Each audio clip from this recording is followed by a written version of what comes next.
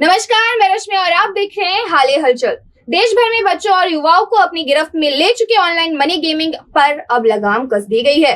संसद ने online gaming bill 2025 को मंजूरी दे दी है। लोकसभा के बाद राज्यसभा से भी हरी झंडी मिलने के साथ ही अब रियल मनी बेटिंग गेम्स पर सख्त रोक लग जाएगी। सरकार का कहना है कि यह कानून उन परिवारों के लिए बड़ी राहत है जो पिछले कई वर्षों से ऐसे खेलों की वजह से आर्थिक और मानसिक नुकसान झेल रहे थे। दरअसल ऑनलाइन गेमिंग की लत ने न जाने कितने युवाओं को बर्बादी की राह पर धकेल दिया। कोई कर्ज में डूब गया तो किसी परिवार ने अपने बच्चों को इन खेलों में हजारों रुपए गंवाते देखा।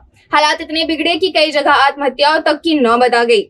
लेकिन अब सरकार ने साफ कह दिया है, खेलना अपराध नहीं है, लेकिन लोगों को लूटने का धंधा अब बर्दाश्त नहीं होगा। बिल में कई सख्त प्रावधान रखे गए हैं। रियल मनी गेमिंग प्लेटफॉर्म चलाने वालों को 3 साल तक की जेल और 1 करोड़ रुपए तक का जुर्माना हो सकता है। विज्ञापन देने वालों को 2 साल की जेल और 50 लाख रुपए जुर्माना देना पड़ सकता है। अगर कोई बार बार नियम तोड़ता है तो सजा बढ़कर 5 साल तक की जेल और 2 करोड़ रुपए तक का जुर्माना हो जाएगा।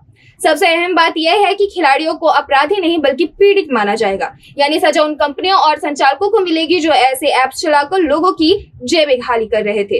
यह कानून खास तौर पर बच्चों और युवाओं के लिए बड़ी राहत लेकर आया है। अभिभावक लंबे समय से शिकायत कर रहे थे कि मोबाइल और इंटरनेट पर मौजूद बेटिंग गेम्स ने बच्चों को पढ़ाई से दूर कर दिया है। कई किशोर उम्र के बच्चे लालच में आकर हजारों रुपए गंवा बैठे। अब सरकार की इसी पहल से उम्मीद है कि बच्चे इस जाल से निकल पाएंगे और पढ़ाई व करियर पर ध्यान दे सकेंगे। सिर्फ बच्चे ही नहीं बल्कि कई वयस्क भी इस काले खेल का शिकार हुए।